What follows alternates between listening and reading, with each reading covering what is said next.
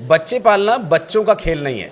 नमस्कार, मैं हूं आशीष त्रिपाठी आपके साथ और आज बच्चों की बात शिशु रोग विशेषज्ञ डॉक्टर धीरेन्द्र गुप्ता जी हैं, सर गंगाराम हॉस्पिटल में चेस्ट और एलर्जी स्पेशलिस्ट हैं। बहुत स्वागत है सर आपका। और धीरेन्द्र जी, चूँकि 30-35 साल हो गए आपको बच्चों के प्रॉब्लम्स को फेस करते हुए, तो सबसे ज़्यादा जो कॉमन प्रॉब्लम हम देखते हैं कि इन्फेक्शन की प्रॉब्लम होती है, तो ये कैसे, इससे सिम्टम्स कैसे देखें कि ये इन्फेक्शन किस तरह का है और वो उससे बचाव के लिए क्या तरीके हैं, और ये जो मौसम बदल रहा है इसमें बच्चों का ध्यान कैसे रखा जाए? आपने सबसे पहले तो बहुत अच्छी बात बोली कि बच्चों का खेल नहीं है। अगर हम बच्चों के डॉक्टर भी हैं, लेकिन अपने बच्चों को पालना बहुत मुश्किल है। ज्ञान देना बड़ा आसान है इसमें, ठीक है। और आजकल बच्चे जो हैं वो बहुत डिफ़िकल्ट हैं, क्योंकि बच्चे कम होते हैं, उनको प्रॉब्लम ज़्यादा होती है, तो हम ज़रा कॉशियस भी ज़्यादा होते हैं अपने बच्चों के प्रति। अब आते हैं कि सर्दियाँ, एक बड़ी मिथ है कि विंटर से, सर्दियों से बच्चे को सर्दी लग जाएगी। एक्चुअल में सर्दी से कोई ज़्यादा रिलेशन नहीं है। सर्दियों में कुछ चेंजेस हैं जो स्वाभाविक हैं। विंटर्स में जो एटमॉस्फेयर है उसके कारण वायरल इन्फेक्शन ज़्यादा होते हैं। सेकेंडली पोल्यूशन ज़्यादा होता है, स्पेशली नॉर्थ में। ये दोनों मिलके ना घातक हो जाते हैं। और क्या होता है कि वायरस जो है अगर बॉडी के अंदर एंटर करेगा तो वो उसको ईजीली प्रोपोगेट, मतलब उसको फैलने का मौका मिलता है सर्दियों में। एक साइंटिफिक टर्म होती है ड्रॉपलेट जी। वो ड्रॉपलेट होता है, जैसे हमने छींक मारी, वो जो कीटाणु गए वो ड्रॉपलेट के फॉर्म में गए। जैसे हमने कोविड में याद होगा, हमारे सलाइवा के छोटे कण, हाँ जी। तो कोविड में आपको याद होगा सबको डर लग रहा था विंटर्स में ज़्यादा स्प्रेड करेगा। होता क्या है कि ड्रॉपलेट को विंटर्स में ज़्यादा प्रोपोगेट होने के चांसेस होते हैं। वो नोज़ के अंदर बैठ जाते हैं, नोज़ में ड्राई हो जाती है। नॉर्मली विंटर्स में सब चीज़ ड्राई हो जाती है, इससे आपको बैक्टीरिया को प्रोपोगेट होने के बहुत हाई चांसेस होते हैं।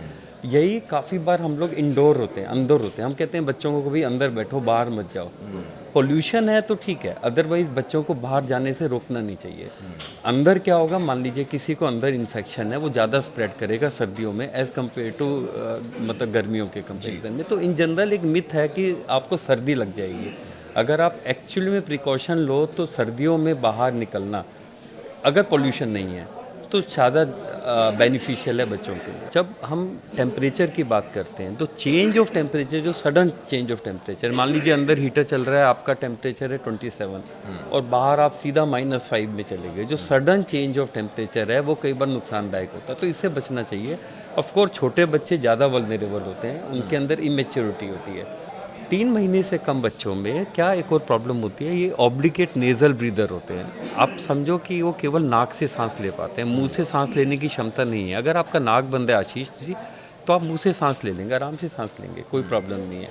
और नाक में कुछ ड्रॉप डाल देंगे, कुछ स्प्रे डाल देंगे, वो आपको नाक खोल देगा। छोटे बच्चों में ज़्यादा मेडिकेशन हम यूज़ कर नहीं सकते। दूसरी प्रॉब्लम है उनके ऑब्लिगेट नेज़ल ब्रीदर, मीन्स वो केवल नाक से सांस ले सकते हैं। जब नाक बंद हो जाती है तो काफ़ी तड़पते हैं। तो कई बार हमें लगता है कि जैसे उसको मेजर प्रॉब्लम हो गई है, सांस लेने में तकलीफ हो रही है, सांस तेज चल रहा है और छोटी सी प्रॉब्लम निकलती है, नोज़ बंद हो गया। एक जो मिस्टेक हम लोग करते हैं, पेरेंट्स सभी करते हैं, हम अंदर हीटर चला लेते हैं। एक जनरल, जैसे मैंने कहा ना, एक इम्प्रेशन है कि सर्दी लग जाएगी बच्चे को। छोटा बच्चा है, उसको हम थोड़ा हाई रखने की कोशिश और दूसरा हम उसको कुछ ज़्यादा ही कवर करके रखते हैं। कई बार ये नुकसानदेह हो जाता है। बच्चे को अगर आप बहुत ज़्यादा कवर कर दोगे तो वो हीट डिसिपेट नहीं कर पाएगा, तो एक्चुअल में गर्म हो जाएगा। तो बच्चों में हीट रेगुलेशन, मैं बात कर रहा हूँ छोटे बच्चे, मतलब less than 5 months, less than 6 month जिसकी आप बात कर रहे हो, तो ये बच्चे ना इमेच्योर होते हैं। तो जैसा आप इनको पालने की, जैसे एनवायरनमेंट में रखने की कोशिश करोगे वैसे हो जाते हैं, खांस के निकालूंगा। लेकिन अगर आप सिक्रीशंस को ड्राई अप कर दोगे तो उसकी कैपेबिलिटी, क्षमता कम हो जाती है, उसके अंदर वायरस ज़्यादा देर तक रहेगा और ज़्यादा तंग करेगा। तो डॉक्टर साहब, हीटर यूज़ कर सकते हैं क्योंकि ठंड से बचने के लिए इंस्टेंट यही एक तरीका है। देखिए, ऐसे वाले हीटर्स आते हैं जो वाटर को कंज्यूम नहीं करते हैं, पानी को कंज्यूम नहीं करते हैं, ड्राई अप नहीं करते हैं, तो वो कंज्यूम करें तो वो वाला हीटर यूज़ करें तो बेहतर। या टाइम लिमिट कंट्रोल करके भी, time limit of course continuation में 1 घंटे से ज़्यादा ना चलाएं, या ज़्यादा साथ में आपके पास ह्यूमिडिफायर्स आते हैं जो अवेलेबल होते हैं, सिंपल बहुत सस्ते ह्यूमिडिफायर्स आते हैं, वो रूम में आप चला के रखें, बच्चे को उससे दूर रखें। तो इन जनरल आपको ह्यूमिडिफिकेशन का लॉस बचाना है। छोटे बच्चों का क्योंकि प्रॉब्लम ज़्यादा होता है, वो बता नहीं पाते हैं, तो आप जैसे एक्सपीरियंस जो लोग बच्चों को बहुत लंबे समय से केयर कर रहे हैं, क्योर कर रहे हैं, तो यहाँ पर थोड़ा सा हम कंफर्टेबल फील करते हैं कि आपसे हम हर तरह की बात कर सकते हैं बच्चों को पालने के लिए। 0 मंथ से लेके 5 मंथ्स तक ज़्यादा प्रॉब्लम कॉमनली होती है। अब सर्दी का टाइम है, बच्चों को नहलाया जाए या नहीं नहलाया जाए, उन्हें अगर नहलाना है तो कितना गर्म पानी होना चाहिए या सामान्य तापमान कितना होना चाहिए, कितनी देर वो ओपन बॉडी रहें, कितनी जल्दी कवर करना, ये सारी चीज़ें कई बार हम ध्यान रखते हुए भी उन्हें फॉलो नहीं कर पाते। क्या इस वजह से भी परेशानी होती है बच्चों देखो, एक बेसिक रूल मैं बताता हूँ। किसी भी बच्चे की हम बात करें, स्पेशली 6 मंथ से नीचे वाले बच्चों में, आप जिस टेम्परेचर पे बेटर फील कर रहे हो उससे 1 डिग्री ज़्यादा, आप जिसमें नहाना पसंद करते हो उससे 1 डिग्री ज़्यादा एक्सेस ऑफ हीट हो अगर पानी में, वो बच्चे को नुकसान कर सकता है, उसकी त्वचा को नुकसान कर सकता है। मैंने जैसे बोला, बड़ी स्किन सॉफ्ट सी होती है उनकी। अगर आप एक्सेस ऑफ हीट लगाओगे, क्या होगा, उसके अंदर ड्राइनेस आ जाएगी। ड्राइनेस से क्या होगा, यही सब इरिटेशन, ईचिंग, और इस बच्चे के लिए देखिए बेचारा ईचिंग भी नहीं कर पाएगा अपने छोटे छोटे हाथ है, इसको मालूम ही नहीं है, एक्सेसिव क्राइंग शुरू हो जाएगी। So excess of everything is bad. अगर आप कंट्रोल करें, उसको भी एक ह्यूमन समझे, थोड़ा सा छोटा है लेकिन ऐसा नहीं है कि बहुत वल्नरेबल या बहुत प्रॉब्लम वाले बच्चे होते हैं। मतलब ऐसा नहीं है कि उनको मेजर क्राइसिस हो जाएगी अगर आप उनको थोड़ा सा एक्सपोज करोगे सर्दियों से। लिमिट में करें और बेसिक रूल फॉलो करें 1 डिग्री का। ओके, तो डेली नहलाना ज़रूरी नहीं है? बिल्कुल डेली आप नहलाएं। आपको देखो, वो कहीं फुटबॉल खेलने तो जा नहीं रहा है, 6 महीने का बच्चा तो घर में ही है ना, आप 1 दिन छोड़ के नहला सकते हैं। सोप ना यूज़ करें, सोप वीक में 1 बार यूज़ करें, वो भी बम्पी वगैरह एरिया में यूज़ करें। वो प्रॉब्लम है, सोप इज़ प्रॉब्लम, वो ड्राइनेस क्रिएट करती है। तो सोप इसको ज़्यादा ना इस्तेमाल करें, टेम्परेचर ठीक रखें, गुनगुना पानी रखें, उतना सफिशिएंट है। डॉक्टर साहब, चूँकि अब सोप का आपने जिक्र किया, तो कॉस्मेटिक्स बहुत तरह के आते हैं बच्चों के।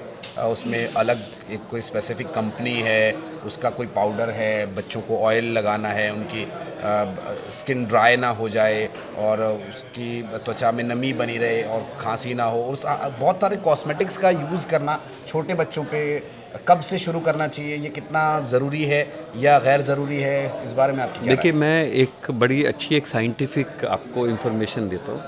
एलर्जीज़ कम होती है उन बच्चों में जिनको शुरू से ही अगर आप ऑयल से या किसी क्रीम से मसाज करते हैं। ये स्टडीज़ में आ रहा है धीरे धीरे, स्पेशली एलर्जिक डर्मेटाइटिस, क्योंकि मोस्ट ऑफ द एलर्जी जो जाती हैं वो स्किन के माध्यम से जाती हैं और लंग्स को और ऑर्गन्स को प्रभावित करती है। तो ऐसा देखा गया है कि जिन बच्चों को, जो हमारी दादी नानियाँ सालों से करती हैं, शुरू से ही ऑयल से अच्छा मसाज करती हैं, तो उससे मदर का स्किन टू स्किन कांटेक्ट होता है। तो कभी किसी सर्वेंट को नहीं बोलना चाहिए अपने बच्चे के लिए मालिश करने को, आप खुद करिए, आपका कांटेक्ट अच्छा बनेगा, बच्चे की ग्रोथ अच्छी होगी, साइकोलॉजिकल ग्रोथ अच्छी होगी, मदर से बार बार टच में रहेगा तो बेबी विल फील हैप्पी। मैंने कई बच्चे देखे हैं जिनको फ्रैक्चर्स हो गए।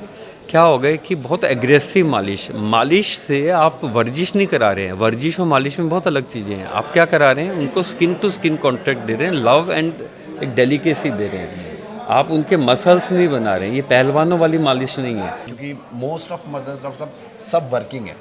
अभी सबकी कोशिश ये होती है कि अगर अभी कंसीव किया हुआ है 8th 9th मंथ तक भी सब वर्किंग होते हैं, और फिर उसकी जब छुट्टी मिलती है 6-7 महीने 8 महीने की, तो उसमें उतना ही टाइम होता है जब वो बच्चों के साथ ठीक तरीके से रह पाते हैं। फिर जब उन्हें ऑफिस वापस ज्वाइन करना होता है तो कैसा रूटीन हो, बच्चों को फीड ढंग से हो पाए या ना हो पाए, छोटे बच्चे को कब तक मदर फीड कराना ज़रूरी है या कब छुड़वा देना चाहिए, एग्जैक्टली वो टाइम क्या है, इस बारे में बताइए। एक्चुअली में 1 से 2 साल यूजुअल टाइम होता है। 1 साल के मतलब अगर हम मान के चलें, हम डिवाइड करते हैं इसको 6 to 8 मंथ्स। 6 मंथ्स तक तो बिल्कुल exclusive breast feed, 6 to 8 months, 8 to 10 months और 10 to 12 मंथ्स, ये 3 पीरियड में आप डिवाइड करो। 6 to 8 मंथ्स में जो लिक्विड वाली, मिल्क वाली चीज़ में कुछ एक्स्ट्रा ऐड कर दिया आपने, बनाना ऐड कर दिया, चीकू ऐड कर दिया, सम सॉर्ट ऑफ शेक जिसको हम कहते हैं, है ना।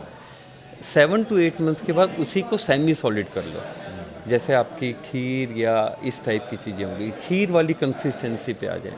8 to 10 मंथ्स में हम सॉलिड की तरफ जा सकते हैं। 10 to 12 मंथ्स में हम सॉलिड की तरफ जा सकते हैं। 10 to 12 मंथ्स में हम, एंड ऑफ 12 मंथ्स में हम कहते हैं जो माँ खा सकती है वो सब खा सकते हैं, एक्सेप्ट काजू मटर बादाम, राइट, वो नट्स नहीं खा सकता है। नट्स नहीं खा। दूसरा, सॉल्ट कोशिश करें 1 से 2 साल से पहले बिल्कुल ना शुरू करें, और स्वीट तो बिल्कुल नहीं। 1 साल से पहले जो हमारी एक हैबिट होती थी, हम लोगों को भी हमारी नानियों ने खूब हलवा खिलाया, खूब चीनी भर भर के हलवा खिलाया। इंडिया में डायबिटीज़ क्यों है? अगर आज मैं 50+ हूँ और मेरे को अगर आप मीठा खिला दें मैं मना नहीं करूँगा। मेरे को बहुत अच्छा लगता है मीठा। शायद मेरी जो टेस्ट बड्स हैं जो फर्स्ट 1 ईयर में जो डेवलप हुई हैं वो मीठा खा के, मीठा एक स्वीट टूथ जिसको हम वर्ड यूज़ करते हैं, वो प्रोन हो गई है। ये एक प्रॉब्लम है। तो हमें अब धीरे धीरे हमें इस चीज़ को चेंज करना चाहिए। मैं कहूँगा हमारा ट्रेडिशन बहुत अच्छा रहा है। न्यूली बॉर्न बेबी को शायद ना चटाएं। नहीं, बिल्कुल नहीं, बिल्कुल भी नहीं। वो तो बहुत डेंजरस हो सकता है। 1 साल से कम के बच्चे को बिल्कुल शहद नहीं चटाना चाहिए, कई बीमारियां हो सकती हैं। तो अगर इन जनरल में मैं आपको समराइज़ करूं, सॉल्ट और एडिड शुगर बिल्कुल नहीं 1 साल से कम में। मदर फीड के अलावा, उस मिल्क के अलावा जो सबसे हेल्दी फूड वो बच्चों के लिए क्या रहेगा? देखो 6 महीने से कम में मिल्क ही है। मिल्क को सप्लीमेंट जल्दी ना कोशिश करें, एलर्जी ज़्यादा होंगी, प्रॉब्लम ज़्यादा होगी, और स्पेशली बॉटल से ना दें। अगर मान लीजिए नहीं हो रहा तो हमारे पास ऑल्टरनेटिव मिल्क हैं, फॉर्मूला मिल्क हैं, उनको अप्रोप्रिएटली डाइल्यूट करें, ओवर डाइल्यूट या अंडर डाइल्यूट ना करें। कई बार क्या होता है, एक दिमाग में एक हमारी भ्रांति है कि बहुत हैवी है ये दूध, है ना, तो हम क्या करते हैं, डाइल्यूट करना शुरू कर देते हैं। जैसे हम बफेलो मिल्क लेते हैं, बफेलो मिल्क हमें लगता है कि उसको डाइल्यूट कर दें, वो बहुत नुकसान करेगा। बच्चा जो 50 पच सकता है वो हम नहीं पचा सकते। उनके अंदर इतनी क्षमता होती है जो हमारे अंदर क्षमता नहीं है, ये अंडरस्टैंड करें। दूसरा, आपने कभी देखा होगा गाय का बछड़ा जो होता है वो ह्यूमन मिल्क पी रहा होता है? कभी नहीं पीता। उसके लिए गाय का, उसकी माँ का दूध सबसे अच्छा है। हमारे मदर जो प्रोड्यूस करती हैं मिल्क, हमारे बच्चों के लिए सबसे अच्छी वही मिल्क है। अब बहुत रेयर होगा कि आपको मिल्क ही नहीं आ रहा है, तो आपके पास ऑल्टरनेटिव मिल्क्स हैं, लेकिन उनको अप्रोप्रिएटली डाइल्यूट करके। दूसरा सबसे बड़ी बात जो है, बॉटल ना दें। आप उसको कटोरी चम्मच से दें, बट बॉटल में प्रॉब्लम क्या है, इतने ज़्यादा कीटाणु हैं। मतलब मैं ये कहता हूँ, दुनिया में कोई भी इंसान अगर बॉटल यूज़ करे, कितनी भी अच्छी इम्यूनिटी है, उसको इन्फेक्शन जरूर होंगे। तो बॉटल इज़ डेंजरस। अगर आपका मिल्क बिल्कुल नहीं आ रहा तो हो सकता है आप ऊपर का दूध कोशिश कर लें, लेकिन बॉटल अवॉइड करें। ये मेरे मतलब आप सबके लिए मेरा क्लियर कट लेसन है। बहुत सारी ऐसी प्रॉब्लम्स होती हैं कॉमन, जो मदर से बच्चे में आ जाती है। कई बार हमने अपने घरों में देखा है कि हमारी चाची या हमारी भाभी, उनकी सास या हमारी दादी उन्हें डांट रही है कि तुम इतनी देर तक मत नहाओ, बच्चे को जुकाम हो जाएगा। तो ये कैसे होता है? ये कौन सी प्रॉब्लम्स होती हैं जो हम नहीं जान पाते, या जानकारी की कमी की वजह से हम इस परेशानी में फंस जाते हैं? देखो, मैं कुछ भ्रांतियाँ हैं जो हम लोगों ने पाली हुई हैं जी। जैसे हम लोग कई बार मदर को पुशिंग करते हैं कि ये वाला खाना खाओ, ये लड्डू खाओ, एक्सेस ऑफ फैट, और आप लोगे और आप क्योंकि फीडिंग कर रहे हो तो बच्चे को फ़ायदा होगा। एक्सेस ऑफ फैट भी मदर के लिए ठीक नहीं है।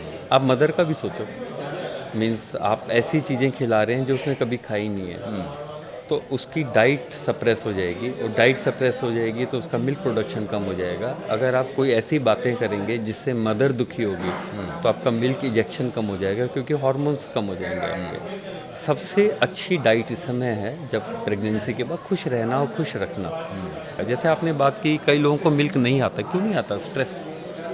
स्ट्रेस आप कम कर दीजिए। कोई भी ऐसी डाइट नहीं है मदर के लिए कि हम कहें कि ये खाएंगे तो बहुत बेहतर होगा।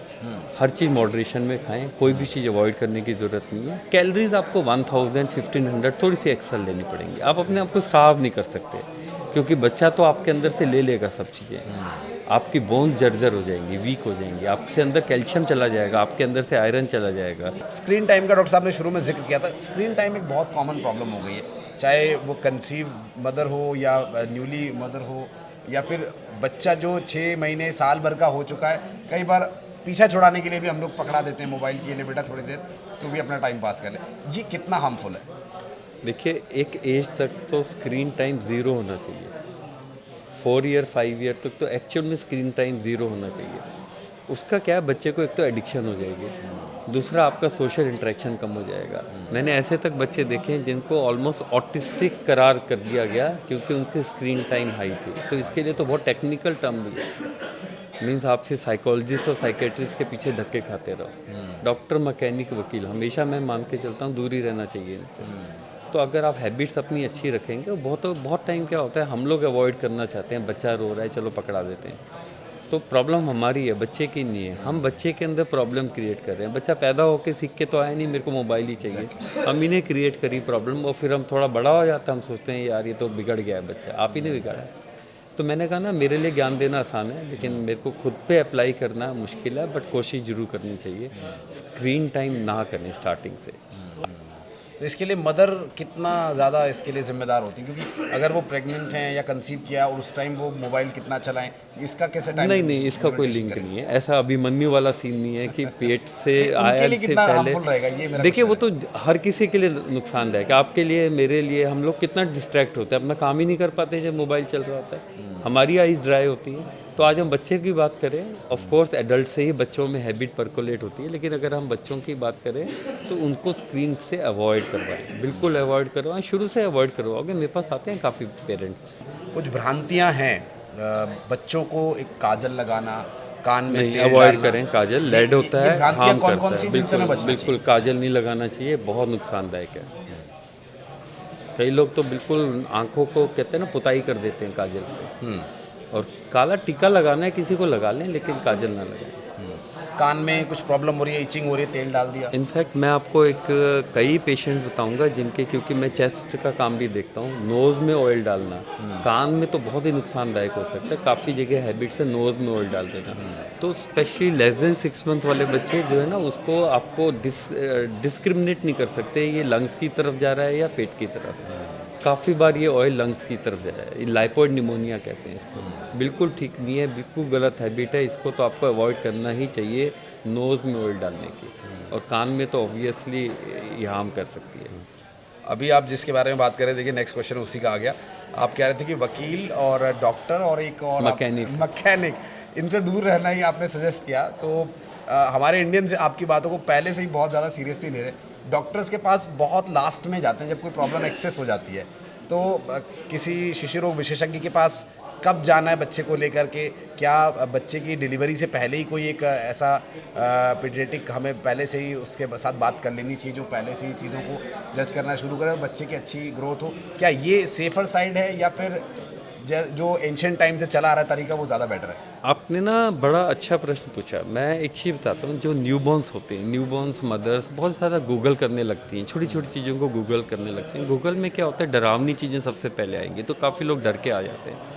ऐसे में मैं हमेशा बोलता हूँ, अगर आप मदर इन लॉ और मदर का सहारा लें इस समय, आप डॉक्टर को अवॉइड कर सकते हैं। आप एक बच्चा पाल रहे हैं, उन्होंने 40 बच्चे देख चुके हैं, वो कैसे बच्चे बिहेव करते हैं, कैसे, कई बार बुक्स में भी नहीं लिखी होती है। और पीडियाट्रिशियंस को ही मैं कहता हूँ, जब तक वो डॉक्टर तब प्रॉपर बनते हैं जब उनके बच्चे हो चुके होते हैं, राइट। जो वो सिखाते हैं वो किताब नहीं सिखाती। तो ऐसे में अपने जो बुज़ुर्ग हैं उनकी हेल्प लें, तो आप डॉक्टर्स को अवॉइड कर सकते हैं। सेकेंडली, एक जनरल कॉन्सेप्ट है, हमें कब डॉक्टर के पास जाना चाहिए। कई बार लोग क्लिनिक में वेट करते रहते हैं घंटों, और उनके बच्चे प्रॉब्लम में लैंड कर जाते हैं। वो प्रॉब्लम्स कौन सी हैं हमें जानना चाहिए। ऐसी प्रॉब्लम है तो इमीडिएटली इमरजेंसी में जाना चाहिए, किसी डॉक्टर के क्लिनिक में उसका वेट नहीं करना चाहिए। स्पेशली बच्चा अगर फीड लेना छोड़ दे, यूरिन कम करने लगे, आई टू आई कॉन्टैक्ट ख़त्म हो जाए, इमीडिएटली, चाहे रात के 3 बजे हो 2 बजे हो, हमें हॉस्पिटल में जाना चाहिए इमरजेंसी में। काफ़ी पेरेंट्स ये बिलीव करते हैं, सर हमें आप पे बड़ा विश्वास है, हम तो आपका वेट कर रहे थे कब आप आओगे, आप हमारे बच्चे को टच करते हो, हमारा बच्चा बिल्कुल ठीक हो जाता है। मैं ऐसा मान के चलता हूँ, विश्वास करना अच्छी बात है, लेकिन अगर आपका बच्चा इस तरह की प्रॉब्लम में, जिसको हम इमरजेंसीज कहते हैं, सांस तेज चलना, दिल की धड़कन तो आप पहचान नहीं पाओगे, लेकिन बच्चा एक्सेस स्लीपी हो रहा है, यूरिन कम कर रहा है, मिल्क नहीं ले रहा, तो इमीडिएटली इमरजेंसी जाना चाहिए। और हमें डॉक्टर के क्लिनिक में वेट नहीं करना चाहिए। चाहे आप गलती से या आप थोड़ा सा घबराए हुए हैं, 2 बार इमरजेंसी चले गए, कोई प्रॉब्लम नहीं। हमारे साथ आए, आज आप जुड़े, बहुत बहुत शुक्रिया, बहुत बहुत धन्यवाद। उम्मीद करते हैं एक बार फिर हम साथ होंगे, और आपके अगर कुछ क्वेश्चंस होंगे तो आप कमेंट सेक्शन में आकर पूछिएगा, कोशिश करेंगे डॉक्टर साहब से इस पर जवाब लेने की। Thank you.